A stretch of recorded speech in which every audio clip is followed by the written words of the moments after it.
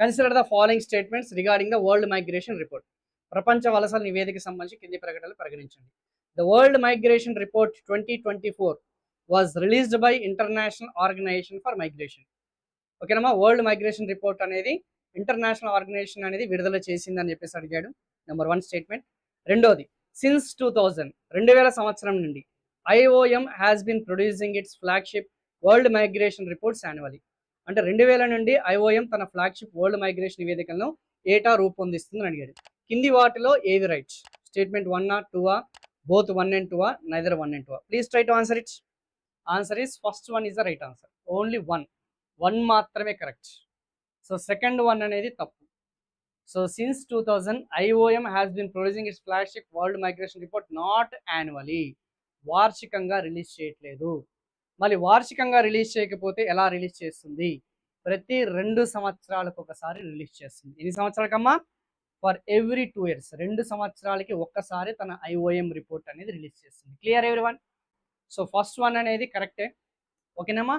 So first one అనేది ఆ నివేదిక పేరుతోని రిలీజ్ చేయడం అనేది కరెక్టే. So since 2000 IOM has been producing its flagship world migration report for every 2 years. Clear everyone? So ఇలా దీనికి సంబంధించిన మరి రిపోర్ట్ అన్నారు కదా సార్, మరి రిపోర్ట్లోని అంశాలు కూడా ఒకసారి మనం తెలుసుకుంటే బెటర్ కదా. ఆ 2024 రిపోర్ట్లో ఏముంది?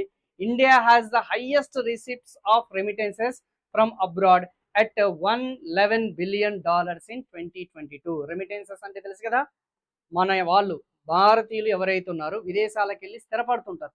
అక్కడ ఉద్యోగాల కోసమో వ్యాపారాల కోసమో లేదంటే ఉన్నత చదువుల కోసం వెళ్ళి అక్కడ సెటిల్ అవుతుంటారు, మైగ్రేట్ సెటిల్ అవుతుంటారు. అలా మన వాళ్ళు భారతీయులు దాదాపు 190 దేశాల్లో వివిధ దేశాల్లో సెటిల్ అయిన వాళ్ళు ఉంటారు. కానీ అక్కడ సెటిల్ అయిన తర్వాత వాళ్ళు సంపాదించిందంతా కూడా, ఎర్న్ చేసిందంతా కూడా, ఓకేనా, అవి ఏ రూపంలో ఇండియాకి పంపిస్తారమ్మా? రిసిప్ట్స్ రూపంలో పంపిస్తారు. ఓకేనమ్మా, ఇండియాకి రిసిప్ట్స్ రూపంలో వస్తాయి. మనకి కరెంట్ అకౌంట్ ఉంటుంది కదా, ప్రస్తుత ఖాతా, బ్యాలెన్స్ ఆఫ్ పేమెంట్లో విదేశీ చెల్లింపుల విషయంలో పంపిస్తుంటారు. సో అయితే మన దేశమే కాకుండా మిగతా దేశాలు కూడా, ఇప్పుడు అమెరికా లాంటి దేశాలు కూడా వాళ్ళు కూడా వేరే దేశాలకు వెళ్ళి సెటిల్ అవుతుంటారు. చైనీయులు కూడా వాళ్ళు కూడా వేరే వేరే దేశాల్లో సెటిల్ అవుతుంటారు. ఆఫ్రికా వాళ్ళు, రష్యా వాళ్ళు, అలా వివిధ దేశాలకి సంబంధించిన వాళ్ళు విదేశాల్లో సెటిల్ అవుతుంటారు. కానీ సెటిల్ అయినా కానీ వాళ్ళు వాళ్ళ సొంత దేశాలకి రెమిటెన్సెస్ రూపంలో డబ్బులు పంపిస్తారు.